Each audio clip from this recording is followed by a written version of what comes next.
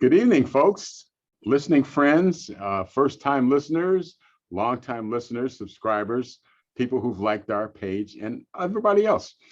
This is Robert Vaughn. I'm with Alex Jewell. This is the DeFi Collective, where we cover all things associated with decentralized finance. You know, we cover Bitcoin, we cover liquidity pools, we cover crypto, all different types of crypto, anything that's associated with decentralized finance or blockchain, we cover on the show. And today we've got a great show. We typically cover things that people request that we cover. So when we get emails at our email, which is the DeFiCollective@gmail.com, again, the DeFiCollective@gmail.com. On YouTube, you can reach us at the DeFiCollective@gmail.com is our address, but the DeFi Collective on YouTube. And also Let's Talk Radio is our other channel, but you can find most of our shows on both channels. So today, you know, whenever you say DeFi or you say crypto, between the first and the third words, Bitcoin comes out of somebody's mouth. So today we're going to talk about Bitcoin maximalism, Ethereum, which is another crypto, politics, and class. And we're going to try to tie him in. If you think you're confused, stick around for a little while because it gets better. So Alex, Bitcoin maximalism, what the heck is that? The crypto space, like, you know, anything that's grown the way that it has sort of fractures in it, right? You have people that have very different ideologies who have come to this technology for different reasons, and they tried to build it out in different ways. And what this has created is these fractions or factions of, you know, what is this thing? What do we use it for? Why is it important? And at the end of the day, a lot of that, which we'll get to later, has to do with political ideologies even. But of course, Bitcoin was the first cryptocurrency that made it into a tangible use, right? It started as a white paper by an anonymous writer, Satoshi, and it became a real thing. It became real tokens that people were able to use online and exchange with one another immediately. And so, of course, Bitcoin is the most famous cryptocurrency still. But in the early days, when a lot of the early adopters of Bitcoin were starting to contribute to it, because it's what's known as an open source project, it's open code. But there's still sort of developers that make decisions about what goes into that code, people who just came to the project to contribute to it. And Vitalik, who's the man who started Ethereum, was one of those early adopters of Bitcoin. And what Vitalik wanted to do is he thought, we don't just need to exchange currency or value. What if what we stored in the blocks, what we had in transactions, was actually code, executable code? And that was kind of a magical idea. And the Bitcoin community was like, nah. So what Vitalik did is he left and he started Ethereum. Now, Ethereum was another blockchain technology. It was built on blockchain the same way that Bitcoin was. It was proof of work, the same way that Bitcoin is. But the key difference was this introduction of smart contracts. It was this introduction of the fact that we could have apps that run on top of the chain, that run code as contracts instead of just passing single units of value across a chain, right? And this made ledgers way more dynamic in what they could accomplish. And so what you saw was this vibrant community form around Ethereum of developers, all sorts of companies and things happening. And I've seen the comparison that Ethereum sort of like the app store, and Bitcoin's perhaps just like a app, not in the app store. Maybe it's just like an app somewhere else, right? It does one thing. It does one thing really, really well. But Ethereum does whatever you want it to. And that's sort of the big difference that started. And so Ethereum is sort of like the circuit board and the apps or the smart contracts. You can build whatever kind of circuit you want on that board. Yeah, you could come up with all sorts of functionality that you want which is Right. not true of Bitcoin. Yeah.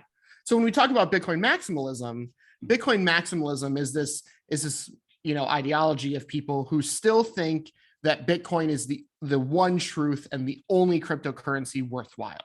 They think of other things like Ethereum as too centralized or too whatever. They don't trust these other newer projects, which there's thousands of them now. They think Bitcoin solves all of our problems. We don't need the other ones. We don't need to take the risk of the other ones. We know Bitcoin works. We know it does its job really, really well. We don't need all this other silly stuff that people have come up with. And Bitcoin maximalism has become that. Now, the reason that people ultimately can still justify being Bitcoin maximalists is because Bitcoin now has layer 2 solutions, like we referenced in our previous episode about the Bitcoin city in El Salvador. They're using one called Liquid. And what a lot of these layer 2 solutions is they introduce smart contracts and they introduce a lot of the same things that Ethereum built first, but they introduce them on a layer 2 solution of Bitcoin. And so the underlying value and the underlying currency that kind of runs those networks is still Bitcoin. And the two main ones are Liquid and Lightning. And so Bitcoin maximalists say Bitcoin does everything we need. We have these layer 2 solutions now. We aren't interested in taking a risk with all the other new stuff like Ethereum. Oh, layer 2 makes Bitcoin more Ethereum-like. Right. And obviously Ethereum has got a head start in the space and has gained acceptance, while Bitcoin not really stayed on the sidelines, but they didn't really see that as part of their mission, right, or their calling. Bitcoin is often used, and is probably rightly so, as a storage of value, like gold. Right. And that's the way people have come to view it and accept it.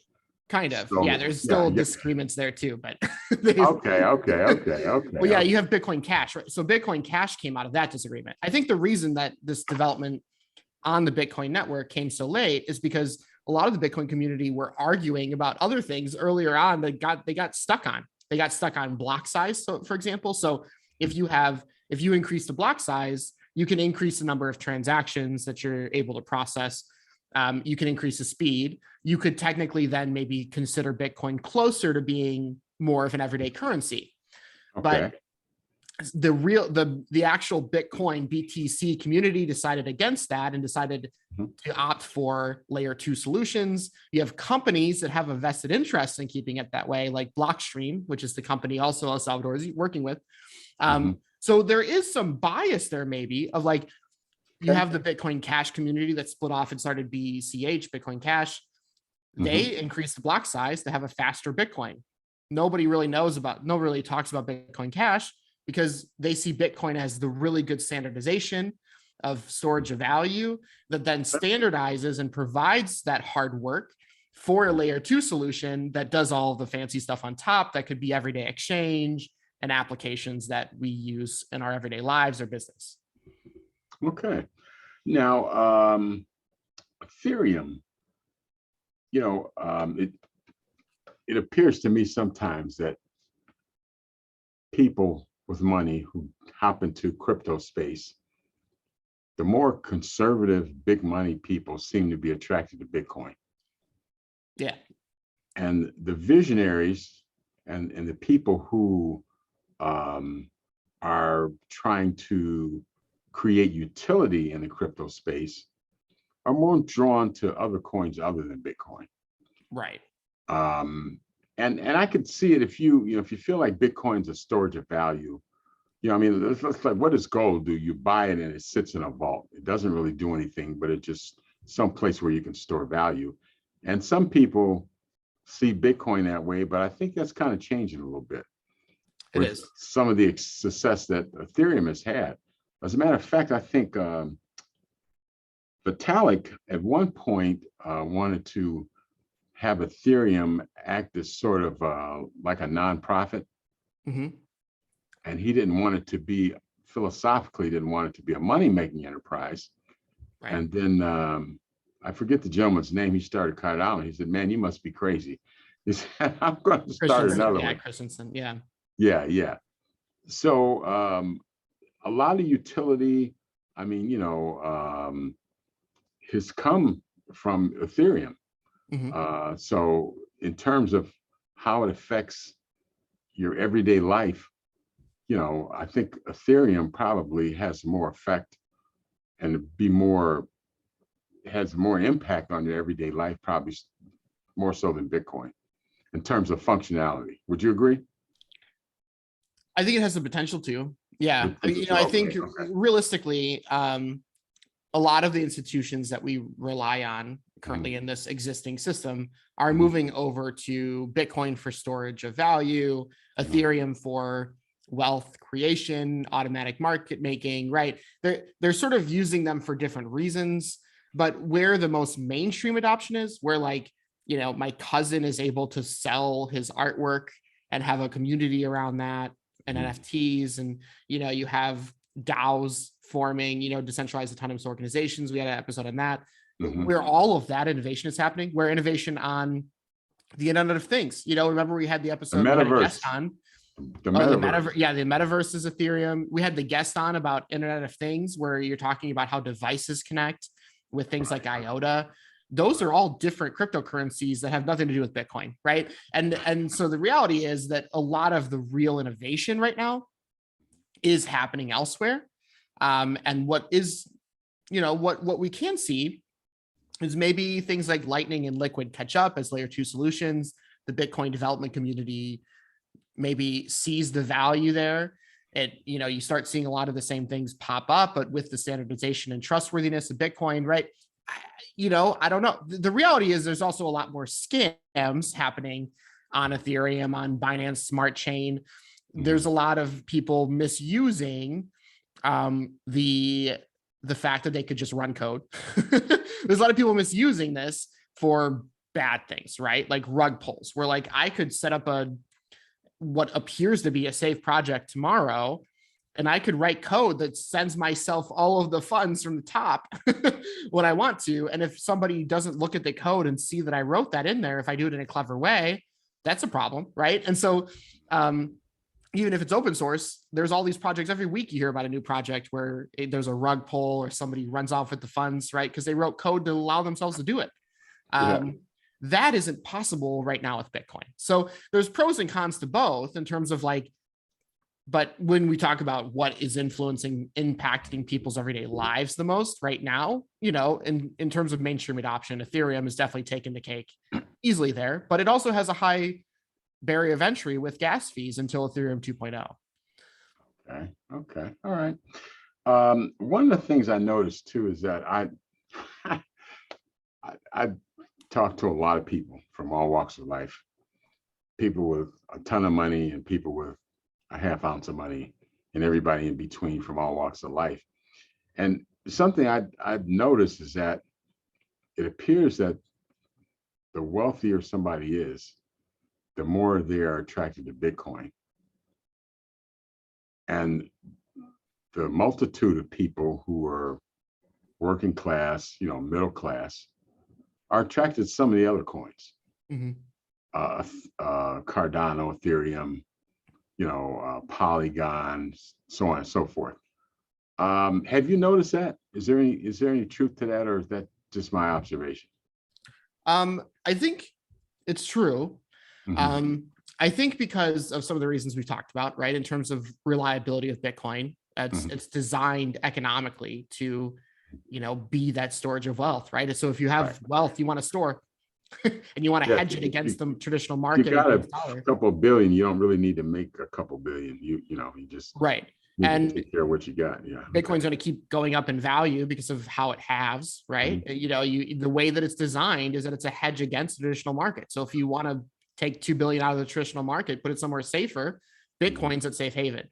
But I think there's even something really simple here in terms of like basic psychology. The fact is that Bitcoin is tens of thousands of dollars for one Bitcoin, Mhm. and the other currencies are cheaper. Right. So, if you've got somebody who's buying into a new altcoin at 2 cents, or, some of these, some of those like meme coins at like fractions of a penny, well, somebody who may Like not have a lot of pennies. sheep or ship. Right. You can My buy dad what? bought sheep and he called me, he's like, I'm a millionaire, I'm a multi-millionaire. And I was like, yeah. And But so you could buy that, a million. You could buy a million for what, $30 or something. I yeah, mean, it it was, was, you know, yeah. so when you look at like the subtle psychology of like people finding entry points that they're comfortable with, even if technically they could probably make more money with a real token like Bitcoin or even Ethereum, that is pretty pricey if you buy one whole Ethereum. But because people still are getting used to this idea of owning fractional pieces of cryptocurrency, right? There's actually no such thing as one Bitcoin. They're actually sats. They're called Satoshis. So there's 100 million Satoshis in a Bitcoin. So, but when Bitcoin started, it made no sense to display the price at that fraction. Right now, it makes sense to display it at that fraction, and so there's another fractionalized disagreement right now in the space is if they should actually just switch completely to showing Bitcoin in Sats because technically BTC doesn't exist. I mean, like when you look at the code, the way that things are coded, Ethereum is the same way. Ethereum is GUI. It's not actually ETH. But because when these tokens are launched, they're so small in value that it's kind of like change, right? You start thinking about it in like, for example, when we launch, let's say we launched a new currency and it's like really cheap. We're not going to display that currency in cents. We're going to probably display it in dollars, right? If we have a bunch of them. So, that's sort of what happened. But now that they've gone up in so much in value, there's a subtle psychology of people buying in to the more valuable currencies when they're worth way more, because then they feel like, oh, I can't really afford that one, so I'll buy this other cheap one that's probably cheap for a reason, right? So that there's some subtle psychology too. Yeah, and I think that's one reason a lot of these smaller meme coins are so popular, like Dogecoin. At 20 cents you could buy 1,000 of them for $200. Yeah. And you say, well, I got 1,000, I got 5,000, you spend $1,000, you get 5,000. And it sounds like a lot, and I guess if it goes up enough, you will have a little money. But I think it's more attractive to the smaller investor, right? And I think, Bitcoin is more storage of where you want to put your money after you made it. And I think some of these other coins is where you want to try to make a little money if you can, Yeah, put it to work, right? Bitcoin, your money's working in Bitcoin, but there's, if you want to do some automatic market making or some sort of liquidity pools, or if you want to like move it around with arts and, there's all sorts of emerging utilities happening elsewhere that you could use your money in interesting ways. And sometimes people make more that way, but it's really more about what it's doing. And if you want to do NFTs, you need ETH. You need Ethereum, don't you? Yeah, or Proton or Matic or Solana, all these other chains, but there's not a lot of NFTs happening on Bitcoin. No. And I think, I don't know, NFTs, I don't think it was really a fad. I think it's something that's going to find more utility in the metaverse. Right. I could see, that finding a lot of utility in the metaverse now. So maybe that was just the beginning of, one of the pieces of the puzzle to the metaverse. Right. Because it'd be nice if you knew, where somebody asked me the other day, says, where does metaverse going? Just virtual reality. I said, well, you can buy land you can buy virtual land, and you can convert it to real dollars. So some of it could go in your pocket. That's one place it could be going. It could, it's hard to really say, where it could go. And I think that's yet to be seen, and I'm sure people will, that's the one thing about capitalism. People always figure out how to make money doing something that has utility. First, they figure out, well, what's the utility of this? Like this horseless carriage is pretty cool. And when the car first came along, I said, well, why not just buy a horse, man? You know what I'm saying? You feed it, it goes to the bathroom and it just pulls a carriage. Right. Here you got a steam engine or a gas engine. You got to put oil in it. You got to get out front and crank it. This is why I go through all that, And somebody said, okay, well, let's put a heater on it. Let's do some windshield wipers.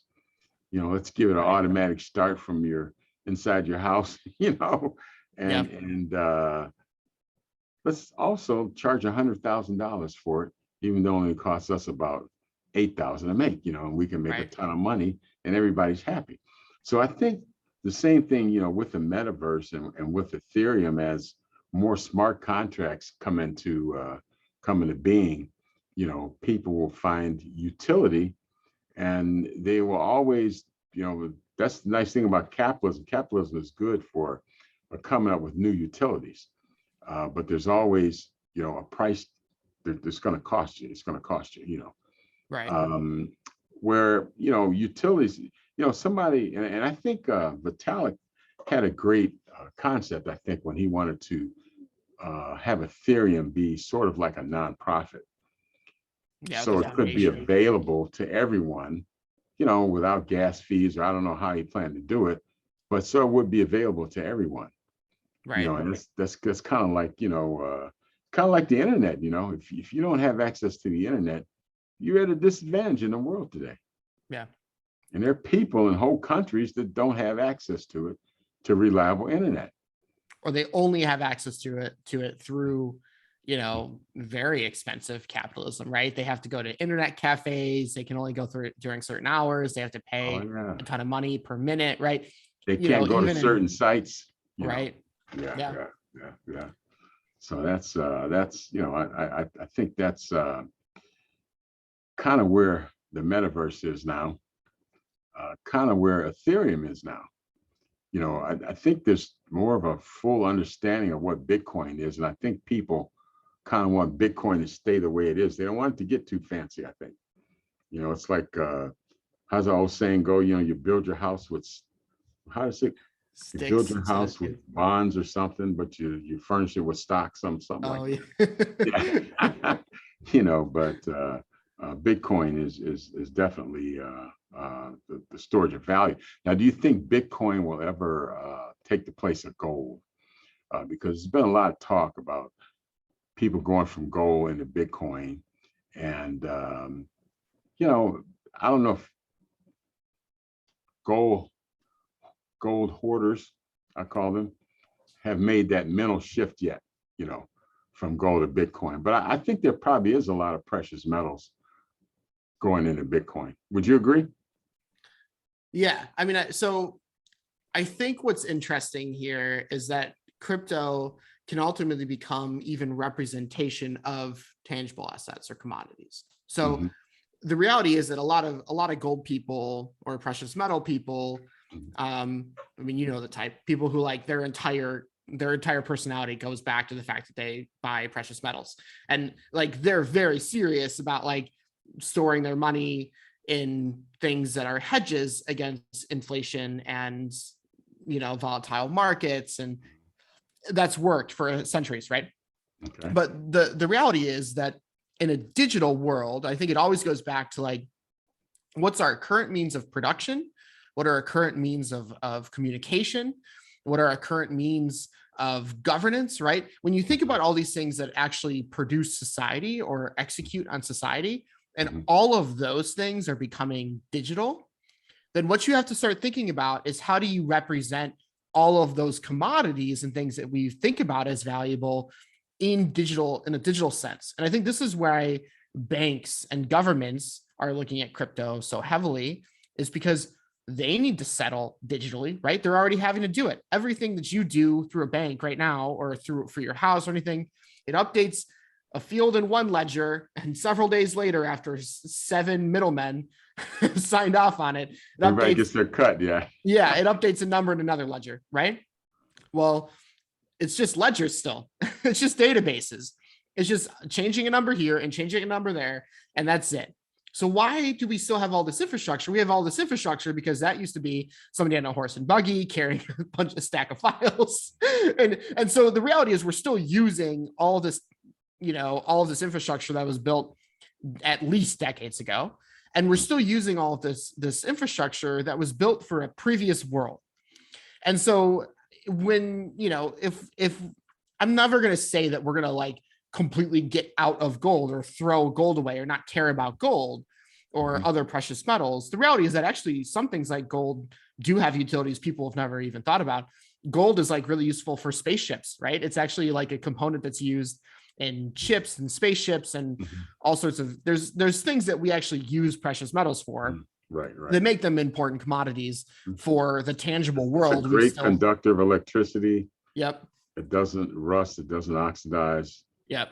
So it's important, but how do we tokenize it, right? How do we wrap it? How do we settle it? You know, and when we think about blockchain taking over all of our ledger technology behind the scenes in a way that we own it, and we have to settle things across that network, well, now we have to represent them on that network in the form of some tokenization, right? And if that tokenization is Bitcoin or something else, and you have ways to settle that on chain or cross chain, maybe like crypto agnostic, meaning it doesn't even matter which cryptocurrencies are wrapping or moving, but they're representing all sorts of things in whatever complex relationship or settlement.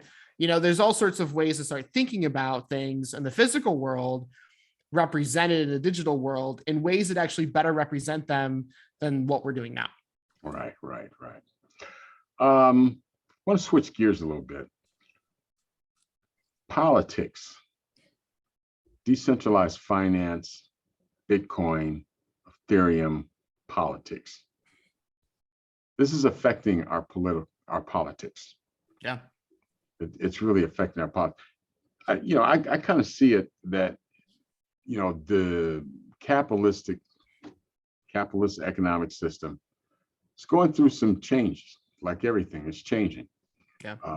With it changed with the advent of credit cards, and with credit cards, that kind of changed it because now, you didn't have to have money to buy anything. You could just go into debt, and that kind of kept the economy going. But, I think with blockchain, with cryptocurrency, there seems to be some friction in trying to integrate the two systems together. And I think this is because, if I'm vested in the old way, why do I want to change? Yeah.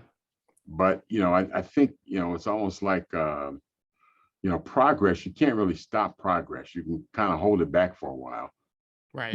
But you can't really stop progress. Right. A lot of people don't like Elon Musk, but he's pushed the needle on a few things. Yeah. He's pushed the needle on a few things. He just, from working within the system that he's working in, his objective is to make as much money as he can. And even though I don't think Tesla still has made any money, have they? But they have a market. They have a market cap of what? A few $100 billion. Yeah. SpaceX is worse. I mean, SpaceX is a capital intensive business, right? Right. And it's not a profitable business. So, I mean, But he got money fronted from the government to do both of those projects. So right. So that's sort of the problem with the ultra wealthy and how they do business, right? Is they're ultimately printing off dollars to do what they want to with, whether it's on the banking industry or even at that level, right? They will print off dollars to fund the budgets that they want, to fund the projects that they want. And all of that is directly stealing dollars from the working class, who the dollar still matters to, who still survives by the dollar and not just their own influence or power, right? And I read something yesterday that all the I think I forget the number, how many billionaires there are in this country, but if they all gave away half of their wealth, they'd still be in the same position they're in now. Right. They'd still be at the top of the food chain. Yeah. So I think it's going to be a political and a social problem moving forward. 100%.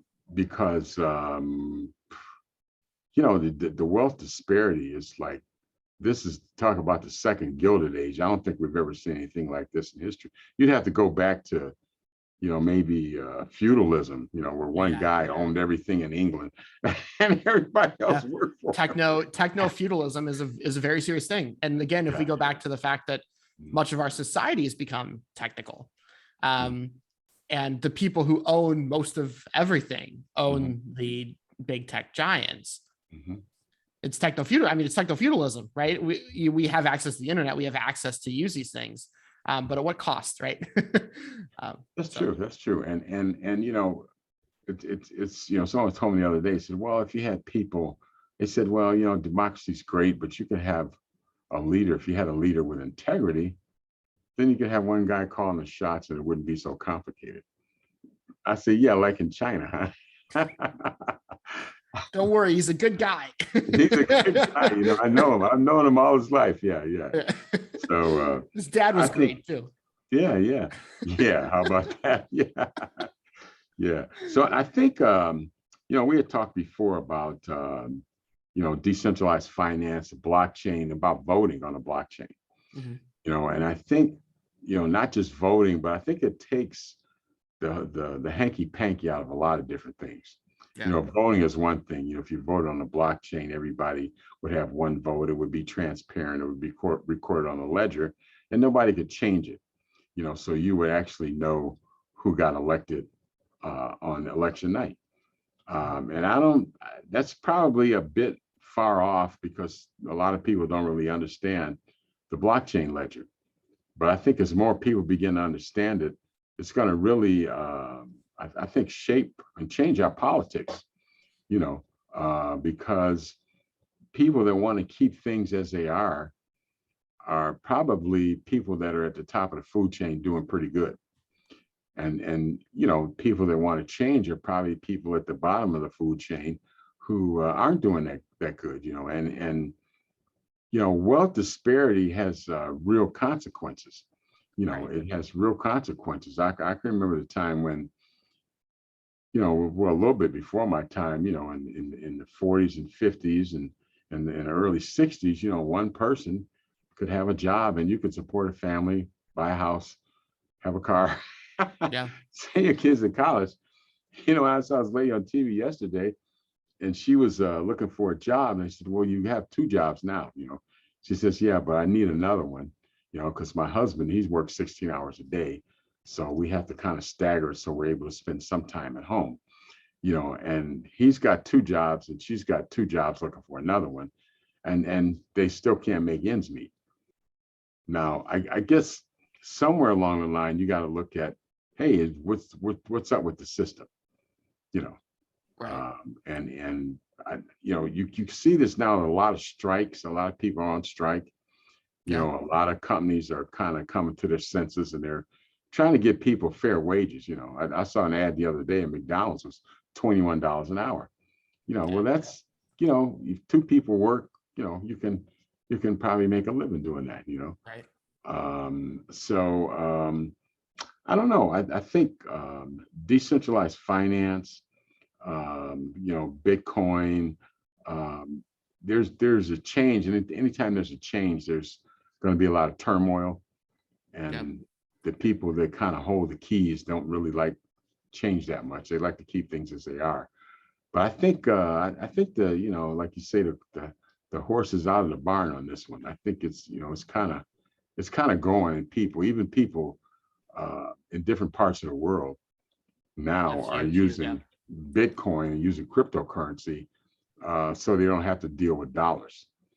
And I think eventually the dollar may not be the standard of wealth in the world. And this may happen a little sooner than we think. The lawmakers who are opposed to it, when you listen to what they're saying, their message is, we can't let this happen. It undermines our dollar, right? I mean, that's the prevailing message. When you watch these hearings, when you watch the hearings, the prevailing message ultimately is this undermines the dollar. The prevailing message is, if we let people switch to these better options, why are they going to use the dollar? And they can't wrap their head around what to do about that because they can't turn the internet off. They can try to shut down companies and things maybe, crypto companies, but that's not going to do anything. I mean, you have people in China still running mines and exchanging Bitcoin. And so if they were doing it in China, the US doesn't stand a chance at all. And I think they're scrambling to try to understand. China had outlawed it, right? Yeah, they keep doing it. It's like every time they realize it didn't work, they just come out and say it's still illegal, but there's nothing you can do because people are using relays. Unless China completely pulls the plug on the entire internet, even then, what they see in countries that try to do that is that people will start making their own intranets. The reality is that when you have wireless communications and existing wiring anywhere, then people can start making their own networks and doing whatever they want on them. And so that would be worse even. So because it would be harder for you to hack them if there are a bunch of And so what does this mean, right? I think that's the underlying political message here is like, we have to start, the government is trying to understand what this means for them. The Fed is trying to understand what this means for them. The SEC is trying to understand what this means. They're looking for anything to be a security so they can run it through court. And ultimately we're at this like really critical moment of growth. I think I said this before, but we're at this moment where it's going to be used either way, but we're either going to end up with, it's a neutrality problem like the internet was. We're either going to end up with a public set of blockchains and maybe private ones too that interchange and interact, or we're going to end up with it completely privatized where we no longer can use the public blockchains because they've done what they could to incentivize using the private ones. And we want to avoid that situation where everything becomes privatized and it stifles innovation, it stifles the ownership, right? The real reason that decentralization is important is that bottom-up economy, that ownership of the economy, that ownership of your participation in the economy, the ownership of your participation in whatever you're doing online, right? In Web3. If we can't have that ownership, then all we are doing is recycling the same old system, except making it even easier for those prevailing companies and governments to profit off of it, while everybody else has to pay to play. We don't want to just recreate capitalism in this techno-feudalistic future where everything's being settled on blockchain, but we don't have access to it. We can't be the workers, right? And I think that's sort of the bad option. And realistically, we'll probably end up with a hybrid option, right? Realistically, we'll probably end up with maybe some private or sovereign digital currencies and assets, and then we'll end up with our public chains. Then we'll probably end up with a bunch of corporate chains too, and we'll end up with protocols like the internet that connects all of them. And I think that's sort of realistic where we're going. And politically, what that means is that we will hopefully be able to transition parts of our governance and our participation in governance over to blockchain solutions, over to ways where we own it better, where it's more transparency, and where we don't have to trust as many people in the middle to just do the right thing. We can make it do the right thing. And that's the goal, right? Is I think realistically, like I said, we have to admit the whole thing's not going to be public altogether. You already have banks and governments making their private blockchains. But where does this, one of the problems I see with the present system, the capitalism, it's a worldwide system that everybody was sort of forced to accept. The socialist countries, the communist countries, the kingdoms, everybody was kind of forced to accept it. So it is the prevailing economic system. But it's created wealth disparities that are just it's just unimaginable a few years ago. Now, the government is probably at some point going to have to step in and maybe increase taxes. So, and the inheritance tax, they're talking about a wealth tax. Because the money gets concentrated, then the middle class disappears and there's nobody to buy the products. Think if there was a blockchain internet and nobody could afford it because it was for sale. So I think a lot of things that exist now as profit-making enterprises may possibly not continue to be profit-making enterprise. I mean, if somebody, nobody in particular, but if somebody owns all the lithium mines and fossil fuel is killing us, hypothetical, right? And fossil fuel is killing the planet, should all the cars be converted to electricity, regardless of if someone can afford it or not? Right. And these are the kind of questions I think have to be answered. And I think capitalism really came out of, I don't want to say feudalism, but it's a different sort of feudalism, and corporate, the way corporate companies are set up. I wouldn't say it's slavery, but if you're making $11 an hour, there's probably indentured servitude. Right. So a lot of things have changed, but a lot of things are still the same way they were 1,000 years ago. Right. You have centralized finance, and this is why decentralized finance is so important, because it does reverse the flow of ownership.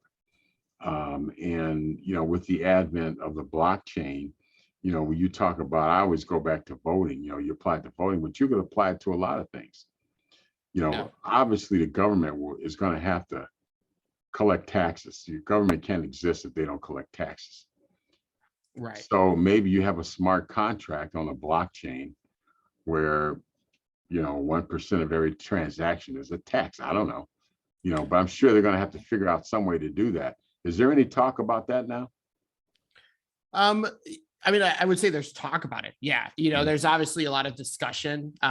Places like the World Economic Forum are desperately trying to understand what some of those models might look like. The reality is that it's an option, in the war rooms of people trying to understand where is this going. And,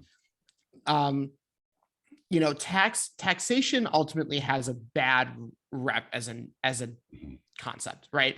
But the reason it has a bad rep as a concept is not because the idea of all of us contributing to the society that we would like to have is a bad idea. It's when the people that in the middle you trusted to do that end up using it to just increase their own wealth and their friends' wealth, and it doesn't actually work. Well, now we can easily say, well, taxation doesn't work, right? But that's not true, right? You look at, how a mega church works and people pay a tax to attend there, and there's no problem affording all the things they want, right? They've got private jets and coffee shops, this is, so I don't think that's the best place for people to be pouring their money. But the reality is that there's all sorts of examples in real life of things where people contribute funds in and they get the expected results out, right? This is, and everybody collectively has a set of expectations contextually of what they would like it to do. And I think this is also the funny thing that I see when people, lament about taxation and they talk about social services as some sort of burden that they must bear. I don't want to pay for somebody else's quality of life. Why don't they work harder or whatever? And the reality is some of those same people, a lot of them are out of work now. Yeah. Right. A lot of them are living on, charity at this point. Right. But the reality is, in modern society wouldn't exist without social contract and without us understanding and deciding in the moment what's the baseline quality of life we want to establish. If we work together and we pool our money together and we say, what's the society we want to live in, then it's up to us what entitlements are, right? People also use the word entitlement as some sort of bad word of well, they're not, people are so entitled. Well, maybe a Karen at a Starbucks throwing coffee in somebody's face is entitlement, but somebody who can't afford a basic life thing that they need to survive, like healthcare or water or electricity or even the internet, these things that people need, arguably in modern society, that we can decide they should be entitled to as a baseline quality of life that we can all be proud of. There's no reason to argue against that if we can work together to figure out a better plan of funding that. And that's why I think decentralization ends up being sort of the the libertarian dream of having some form of free market without having a too big of a centralized government. When you can decentralize the governance that we on the left expect, efficient government, right? Protective government, distribution of wealth for participation, like those things, UBI, things that those of us on the left value and think are important to establish a baseline quality of life so that you don't end up with techno-feudalism at the end of the day. And then the things that the libertarians care about, which is ultimately being able to do whatever they want, as long as it doesn't hurt somebody else, right? Yeah, And so I think we can start thinking beyond the disagreements that we've had within the current system because of how broken it is. And we can start thinking about effectively, what do we actually want the next world to look like? And if we can think about that in a digital sense of what the future world will look like, so that we don't just keep tumbling towards this dystopian nightmare, and we can sort of agree on that we want the same things for that, then we can build them in a decentralized way. And then politics is no longer a bad word, and entitlements are no longer a bad word. And, taxation, we don't even have to call it taxation. You're just, participating, and we've decided smart contracts distribute that evenly to the things that it needs to. It's a contribution to the common good. I think where people resent taxation is it's not a fair system. It's not a fair system at all. And I think, they'll go after a guy making 60 or 70 grand a year and somebody making 70 billion.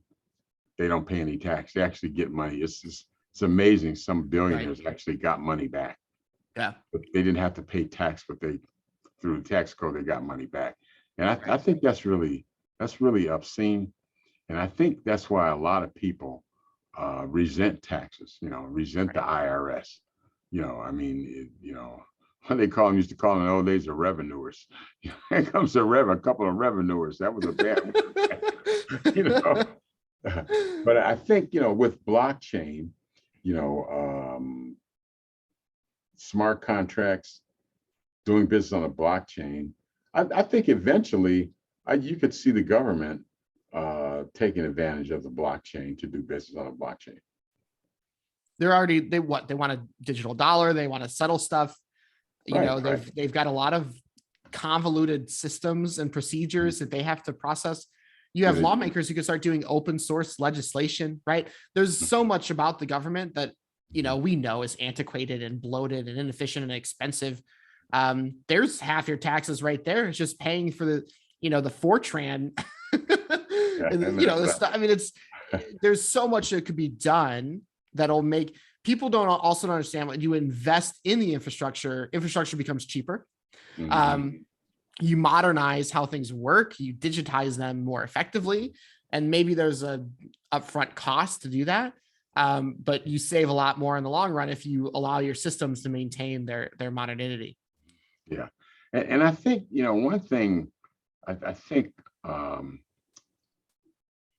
hyper-capitalism does, it kind of pits everybody against one another. Right.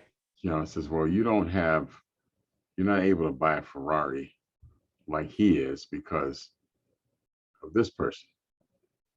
Or your son can't get a job because, all the people coming across the border are PhD engineers and they're taking all the engineering jobs, or, and it's like, they always blame somebody, it's the cops, that's the whole problem is the cops. Defund the cops and that'll solve all the problems. Well, that won't solve all the problems. That just creates a new set of problems, and I think people are always pitting one against the other, and the politicians do this. I mean, if you ever watch them, I was watching a debate the other day in Congress, and it just really was sickening.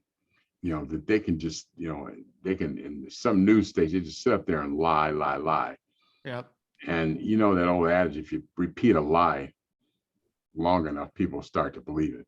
Yeah. People actually believe, they lie, and people actually are starting to believe it, Yeah. And so, I think the way we select our politicians, we have people with money who handpick our politicians for us. Yeah. Just like right now, if you're in the Republican Party and Trump doesn't like you, you're probably going to have a hard time. Yeah. You know what I'm saying? Yeah. And if you're in a Democratic Party, and some of the old school Dems don't like you, and Jamie Dimon doesn't like you, you're probably going to have a hard time. Yeah. So I think one of the things that blockchain could do, it can make our political system more fair. Right. It can increase transparency. One of the reasons we have so many guns on the street is because the NRA, which had a lot of money pumped into it from Russia and China. That's a fact. It's not something I'm saying. It's a fact. It's been proven. They pumped a lot of money into it because they knew it would destabilize our society. Yep. Because now they did the gun laws. Now everybody's got more guns. I think I read the other day that the average person has 6.2 guns or something. It's just ridiculous. Of course, you got some people with one, some people with none, and some Is people that more than dogs? 870. Yeah, they got more guns than dogs. And I'm just like, what are we doing, man? And one guy said, well, we got to be able to protect ourselves if the government comes after us. I said, From the other person with 6.5 guns. I said, let me tell you a little secret, man. I said they could take one Black Hawk helicopter and wipe out the whole bunch of you in about 12 seconds. ARs, 50 calibers, and all. I mean, so it's sort of a ridiculous argument. And what they've done is people are using these guns on everybody else, on the people, not against a legitimate threat, but against a perceived threat that the politicians have told them that are a threat. But the NRA did this so they could sell more guns, man. That was the whole purpose behind it. They represented the gun. They are the gun lobby, and they wanted to sell more guns. And now we got all these guns. I mean, it's people with 40 and 50 guns. I mean, what the hell are you going to do with that? It's just like it becomes a personality trait. I think this is what's interesting, is how certain political beliefs about what people have the right to go beyond that. And then it becomes like an identity, right? And I think people on the right always attack identity politics about things that are like actually people's identity, like things people are born with. And then they like their entire identity is like guns or like, they actually create like some sort of idea that they constantly live by that, it becomes very dangerous because it solidifies the sentiment that it's somebody's trying to take it away from them, right? And at the end of the day, you see the corporate and internationally funded organizations like the NRA, and none of them ask, why is the NRA so why do they have so much money? I mean, they've like never stopped and asked, like, what is the actual agenda of the NRA? They just support it because they have the agenda of holding on to their guns. Right. The agenda is to sell more guns. And so they create all this, they create the politics to sell more guns, and now, I guess they're going to be bankrupt now, but I guess they achieved their mission because they got all these guns, and I don't know, it seems like it's not very useful in society. When you're trying to move society forward, it's probably not very useful. So I don't know. I don't know. I think that's one of the things that blockchain voting could probably help solve, because right now, you have lobbyists and billionaires. Billionaires get the millionaires to do the dirty work. It's just like if you get on Fox News and lie, well, you can make $10 million a year, $15 million a year. Right. And it doesn't matter what the consequences are, but if you spew the company line, you can get paid a lot of money, Yep. And I have a problem too with an Australian billionaire being able to disrupt our society the way Murdoch does. Yeah. Yep. He's been kicked out of several countries, so I don't know if a foreigner, I mean, it's just like if somebody here owned a news station in Russia, they would probably say, "Oh, Putin sucks. Putin sucks," and they, if they really felt that way, or if they didn't feel that way, but if somebody said, "I'll give you $20 million to say this," Well, unfortunately, in Russia, you probably wouldn't live too long. But I'm saying, I think, you know, the media has played a role, and we talked about this before. It's not just social media; it's the media too. But social media more so because people are attached to. If you ever walk in a restaurant or something, sometime I was in a restaurant the other day, and this family was 6 people in the family, and 5 of them were on their cell phones. They were waiting to be served. 5 were on their cell phones, and only the mom was just looking at them in bewilderment. And I could tell she wanted to just take them and smash them.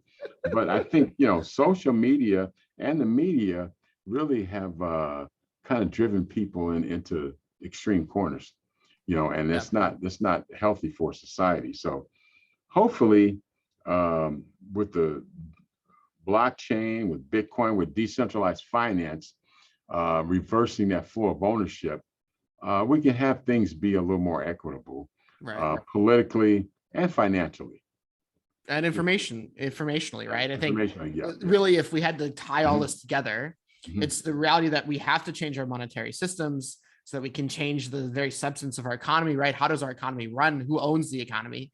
And who owns the economy ultimately owns the political system, right? How do we, if we own the economy, then we can have a truly democratic political system that's transparent and owned by people's own visions of what they would like society to look like, and not the visions that have been planted in them through advertising, right? And if we cut that cycle of money into politics, into money into our ideology, into politics, right? If we can cut this cycle and we can actually have a very honest conversation about what we actually want tangibly for the future, we would find out that a lot of us really want the same things, right? We really want the same, freedoms. We want the same access and equity. And a lot of people want egalitarian things. Sometimes that even that word is too scary. It starts making people think about socialism too much. But, the reality is a lot of us want the same things, and we can establish those same things if we have the proper system in place for us to all work together.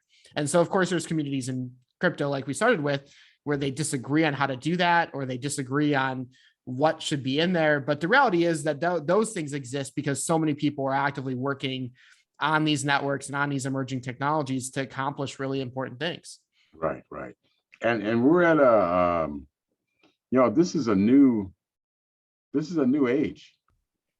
I mean, with decentralized finance, with blockchain, this is a new age. And I think a lot of times when you're in the middle of historic change or middle of history, you don't realize it at the time until you look back on it in 10 or 20 years and say, wow, my God, I was lived through history, and there was a big change that I wasn't aware of at the time. Yeah. So I think a lot of people will probably look back on, this period in history, when this change was coming about, and say, wow, I remember, when it was you could buy votes, man. You can manipulate elections, and all you needed was a few bucks. I know somebody told me, I worked on a lot of elections. Somebody told me once, they said, Robert, this is probably 20 years. He said, Robert, you buy elections, man. He says, cut out all this crap about, this person being better than that person. It's all bull, man. It's just, give me enough money, I'll get you elected to Congress, Right. And that's been the prevailing thought, is that elections are bought and sold, which is probably not too far off base. Well, we covered a lot tonight. We hope that you have gained something. And again, please like us and subscribe to our channel of the DeFi Collective. You can find us on YouTube. We also broadcast live on Facebook. It's the DeFi Collective at gmail.com. Is our email address. The DeFi Collective on YouTube at Let's Talk Radio with a Y. So Let's Talk RADYO, the DeFi Collective. And we'd love you to reach out to us if there's subjects that you'd like to cover, if there's things you'd like to clarify. And perhaps we even had one gentleman who wanted to come on the show. We let him on the show. So if there's something that you want to discuss and you think it's in the public interest, we welcome you to come on the show and discuss it. We don't, this thing about blockchain and And DeFi is, we can, we're transparent. We try to be transparent, and it's a philosophy that may not be so universal, but I think that, we have to be transparent in what we say, and we have to be able to prove it, and we try to do that. So again, unfortunately, our time is up, but we do thank you for yours. So until next week, have a great week. And I think I'll start saying this again, and this is a value statement: wear your mask. Any last words, Alex? No, we did a lot today. It's exciting stuff. Yeah. Okay. Well, we'll have a great weekend, and we'll see you next week. Take care. Have a good one.